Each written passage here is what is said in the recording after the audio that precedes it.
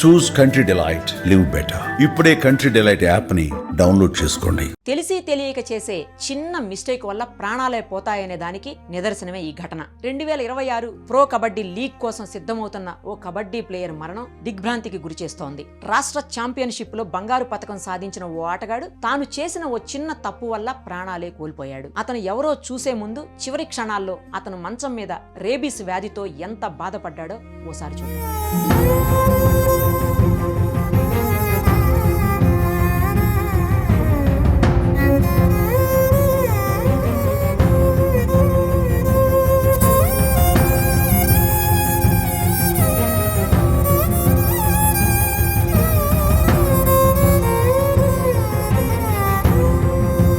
ఇతని పేరు బ్రిజేష్ సోలంకి. బ్రిజేష్ సోలంకికి 22 ఏళ్లు. బులంద్ షహార్లోని కుర్గా నగర్ కొత్తవాలి ప్రాంతంలో ఫరానా గ్రామంలో నివసిస్తున్నాడు. ఇతడు రాష్ట్ర స్థాయి కబడ్డీ ప్లేయర్. గత నెలలో ఒక కుక్క పిల్ల కాలువలో పడిపోయింది. ఆ సమయంలో బ్రిజేష్ దాన్ని బయటకు తీయడానికి కాలువలోకి దిగాడు. అప్పుడే ఆ కుక్క పిల్ల అతడి కుడి చేతి వేలును కొరికింది. ఆ తర్వాత బ్రిజేష్ దానిని నిర్లక్ష్యం చేశాడు. ఎలాంటి యాంటీ రేబీస్ ఇంజెక్షన్ కూడా తీసుకోలేదు. దీంతో రోజు రోజుకు అతడి ఆరోగ్య పరిస్థితి క్షీణించింది. క్రమక్రమంగా బ్రిజేష్లో రేబీస్ లక్షణాలు బయటపడ్డాయి. తల్లిదండ్రులు ఒకదాని తర్వాత ఒకటి వరుసగా హాస్పిటల్స్కి తీసుకెళ్లారు. కానీ వైద్యులు చేతులెత్తేశారు. ట్రీట్మెంట్ చేయడానికి కూడా చాలా ఆలస్యం అయిపోయిందని చెప్పారు. దీంతో తల్లిదండ్రులు అల్లాడిపోయారు. ఏం చేయాలో తెలియక తిరిగి ఇంటికి తీసుకొచ్చారు. అనంతరం అతన్ని మంచం మీద పడుకోబెట్టారు. అక్కడ నొప్పితో విలవెల్లాడుతూ బ్రిజేష్ మృతి చెందాడు. కన్న కొడుకు కళ్ల ముందే మృతి చెందటంతో తల్లిదండ్రులు, స్నేహితులు కన్నీరు మున్నీరయ్యారు.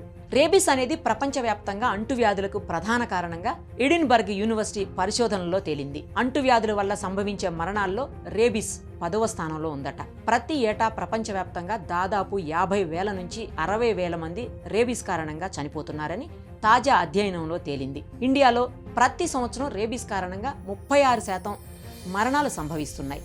వీటిలో 95 నుంచి 97% కుక్క ఘాటు వల్లే జరుగుతున్నాయట.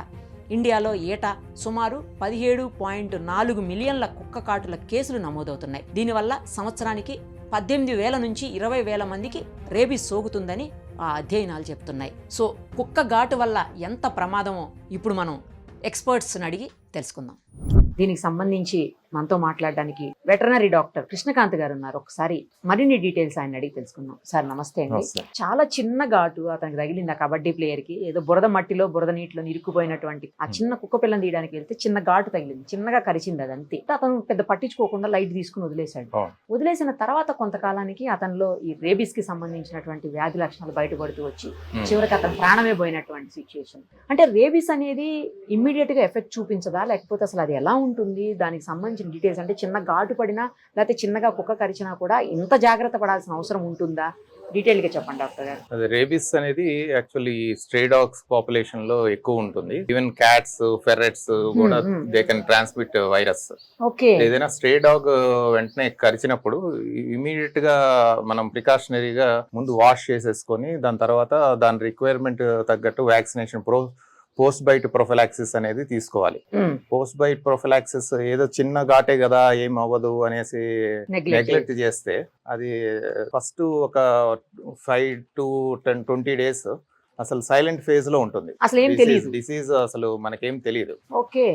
20 days తర్వాత ప్రోడ్రోమల్ ఫేజ్ అని అంటారు. అప్పుడు టింజింగ్ అవటం, అక్కడ ఫీవర్ రావటం, నాజియా ఫీల్ అవటం, ఇలాంటి లక్షణాలు చూపిస్తుంది. సిమ్టమ్స్ వచ్చిన తర్వాత దాన్ని ట్రీట్ చేయటం కష్టం. సిమ్టమ్స్ రాకముందే ప్రొఫిలాక్టిక్ పోస్ట్ బైట్ ప్రొఫిలాక్సిస్ అనేది తీసుకోవాలి. WHO రికమెండేషన్స్ మన ఇండియా గవర్నమెంట్ ఫాలో అవుతుంది. అన్ని పబ్లిక్ హాస్పిటల్స్ లో అన్నిట్లోనూ రేబీస్ రిలేటెడ్ ప్రొఫిలాక్టిక్ మెజర్స్ ఇవన్నీ కూడా ఉన్నాయి. సో ఇమీడియట్ ఏదైనా వ్యాక్సిన్, ఏదైనా స్ట్రే డాగ్ కరిచిన వెంటనే, స్ట్రే డాగ్ లేకపోతే ఈవెన్ పెట్ డాగ్ అయినా సరే ఏదైనా వ్యాక్సినేషన్ ఈజ్ మస్ట్. దాన్ని వాష్ చేసేసుకోవాలి. వాటికి వ్యాక్సినేషన్ ఉందో లేదో కూడా మనకు తెలియదు. Stray dogs vaccination, all stray dogs should be treated as unvaccinated. Correct.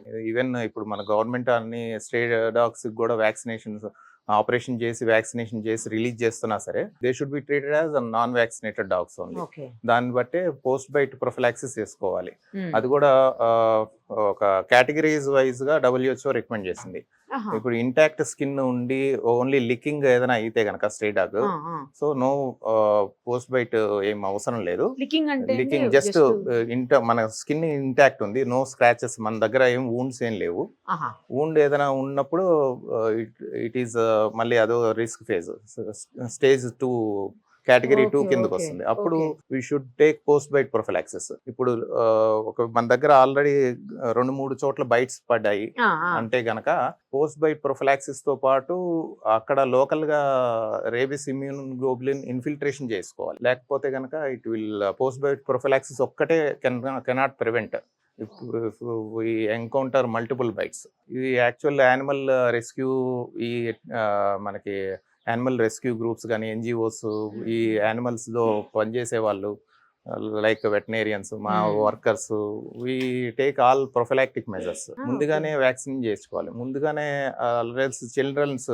Children schools, childrens rural areas లో కూడా స్ట్రే డాగ్ కరిచింది అనేది ఉంది కదా. ఎండమిక్ ఏరియాస్ లో, రూరల్ ఏరియాస్ లో కూడా చిల్డ్రన్స్ కి as prophylactic measures 0 day and 7th day pre exposure prophylactic vaccination చేసుకుంటే గనక రేబిస్ ఇన్సిడెన్స్ అనేది తగ్గుతుంది. వెంటనే ఏదైనా స్ట్రే డాగ్ తర్వాత కరిచినా సరే ఇమీడియట్ బాగా టెన్షన్ పడిపోయి చేసే అవసరం ఉండదు. మనం వెంటనే నిదానంగా నెక్స్ట్ ప్రొఫిలాక్టిక్ మెజర్స్ తీసుకోవచ్చు. ఓకే, పర్టికులర్గా ఇప్పుడు ఎస్పెషల్లీ ఈ బ్రిజేష్ అని ఎవరైతే ఉన్నారో ఈ కబడ్డీ ప్లేయర్, ఇతను నెగ్లెక్ట్ చేయటం వల్లనే ఇంత దారుణానికి.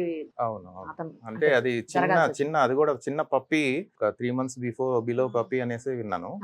అది జస్ట్ అది మడ్లో పడిపోయి ఇంజురీ అయిపోయిన దాన్ని పాపం ఇతను సేవ్ చేద్దాం అనేసి ఉద్దేశంతో చేసింది. కానీ ఫార్చునేట్లీ అది బైట్ చేయటం, ఇతనికి ఆ నాలెడ్జ్ ఇది లేకపోవటం, అవేర్నెస్ ఆఫ్ ది రేబిస్ అనేది లేకపోవటం, దాని తర్వాత నెక్స్ట్ ప్రోడ్రోమల్ స్టేజ్ లో అతనికి బైటింగ్ సెన్సేషన్ ఇవన్నీ వచ్చాయి. ఆ టైంలో కూడా నేను వర్కౌట్ చేస్తున్నాను కదా, మజిల్ పట్టేసిందేమో, స్పాజం ఏమో అనేసి అనుకున్నాడు. అప్పుడైనా ఆ స్టేజ్ లో ఉన్నా సరే దేర్ స్టడీస్, కొన్ని స్టడీస్ లో ట్రై చేశారు, అందరిలోనూ సక్సెస్ లేదు. కాకపోతే బట్ కొంచెం 50% ఛాన్సెస్ అయినా ఉంటుంది. సైలెంట్ ఫేజ్ లోనే should be encounter. Silent phase అనేది డిపెండ్స్ ఆన్ హోస్ట్ ఇమ్యూనిటీ. ఇప్పుడు ఎవరికైనా కరిచిందంటే అతని ఇమ్యూన్ స్టేటస్ ని బట్టి వైరస్ స్ప్రెడ్ అవ్వటం అనేది ఉంటుంది. Virus at the last it will take over. Host ఇమ్యూనిటీని ఎలాగైనా సరే టేక్ ఓవర్ చేస్తుంది. ఇట్ మే టేక్ కొందరిలో 20 days, కొందరిలో more than 1 year కూడా. 1 year తర్వాత కూడా ఎఫెక్ట్ చూపిస్తుంది. కేరళలో కొన్ని విన్నాం మేము. సో ఏదైనా ఇట్లాంటివి జరిగితే ఇమ్మీడియట్ గా అట్లీస్ట్ దాన్ని గీత పడినా కూడా ఈవెన్ స్క్రాచ్, ఈవెన్ లిక్కింగ్ ఉన్నా సరే టిటనస్ ఏదో ఒకటి వాష్ చేసేసుకోవాలి ముందు. ఫస్ట్ కార్బోలిక్ యాసిడ్ సోప్ తోటి, యాక్చువల్ లైఫ్ బాయ్ సోప్, ఇలా కార్బోలిక్ యాసిడ్ సోప్స్ తోటి వాష్ చేసేసుకుంటే అక్కడ శానిటేషన్ అవుతుంది ఆ ఏరియా. తర్వాత ఇమిడియట్ గా పోస్ట్ బైట్ ప్రొఫిలాక్సిస్ తీసుకోవాలి. సో నెగ్లిజెన్సీ అయితే తెలియక, మెయిన్ అవేర్నెస్ లేకపోవడం. కానీ ఇన్ని రోజుల తర్వాత కూడా ఎఫెక్ట్ చూపిస్తుందని జస్ట్ వెంటనే ఇమిడియట్ గా ఏమన్నా అయిపోద్దేమో అనుకుంటారు, కానీ జనరల్ గా రేబీస్ అనేది ఇంత లేట్ గా కూడా ఎఫెక్ట్ చూపిస్తుందని ఎవరికి తెలియదు డాక్టర్ గారు. కేవలం రేబీసే ఇతన మరణానికి కారణం రేబీస్, వేరే ఏం లేదు. రేబీస్ అతను మనం చూసిన సోషల్ మీడియాలో చూసిన ఈ entered in to the acute neurological phase. అది దాంట్లో హాలుసినేషన్స్ వస్తాయి, he cannot control his body, aerophobia, air inhale చేసుకోవడానికి కూడా భయం వస్తుంది, వాటర్ తాగడానికి హైడ్రోఫోబియా వస్తుంది. సో అల్టిమేట్ గా ఏంటంటే రెస్పిరేటరీ అరెస్ట్ అవుతుంది, మజిల్స్ అన్ని ప్యారలైజ్ అయిపోతాయి, రెస్పిరేటరీ అరెస్ట్ తోటి డెత్ ఉంటుంది. కొన్ని కేసెస్ లో patients will go in to coma irreversible in this case. Rabies అంటే రేబీస్ లో కుక్కలాగా బిహేవ్ చేస్తారు, కుక్కలాగా అరుస్తారు, కుక్కలాగా బైట్ చేస్తారు, కరుస్తారు, ఇట్లా అంటుంటారు, నిజమా అండి అది? అదే అంటే ఆ symptoms it will mimic like A dog. అదే లైక్ డాగ్ లా చేస్తారు. కంప్లీట్ అలా ఉండదు, కొన్ని వీడియోస్ లో మరి ఎక్కువ సర్క్యులేట్ అవడం వల్ల అలా ఉంటుంది. మరి డాగ్ బైట్ లాగా చేయటం అలా ఉండదు. కాకపోతే హౌలింగ్ సౌండ్ అయితే వస్తుంది, హాలుసినేషన్ రిలేటెడ్ గా వస్తుంది. Because nervous system complete effect అవుతుంది. ఒకళ్ళలో ఒక్కొక్క సౌండ్స్, హౌలింగ్ సౌండ్స్ వస్తూ ఉంటాయి. డాగ్ హౌల్ చేస్తాయి కదా, అదే సౌండ్స్ వస్తాయండి ఆ టైప్ లో. తర్వాత అది కొంచెం చొంగ చొల్లులా కారుస్తుంది అట్లాగే చేస్తారు వీళ్ళంటారు, నిజమేనా? అవును, because muscles salivary gland control చేసే మజిల్స్ కూడా ప్యారలైజ్ అయిపోతాయి. సో సెలవరీ సిక్రేషన్స్ అన్ని హోల్డ్ అవ్వాల్సింది ఇట్ విల్ రూల్. అంటే ఇంకా సేమ్ లైక్ డాగ్ లాగా yeah, బిహేవ్ yeah, చేస్తారు, అంతే కదండి? yeah. Thank you. ఏంటంటే ముందు మీరు చెప్పిన దాంట్లో క్లియర్ గా ఫస్ట్ ఇలాంటిది ఏమైనా జరిగితే ఇమ్మీడియట్ గా వాష్ చేసుకోవడం ఫస్ట్, తర్వాత డాక్టర్ అంతే కదా? అవును. Thank you so much. Suman టీవీలో మీ పర్సనల్ అండ్ బిజినెస్ ప్రమోషన్స్ కోసం కింది నెంబర్కి కాంటాక్ట్ చేయండి.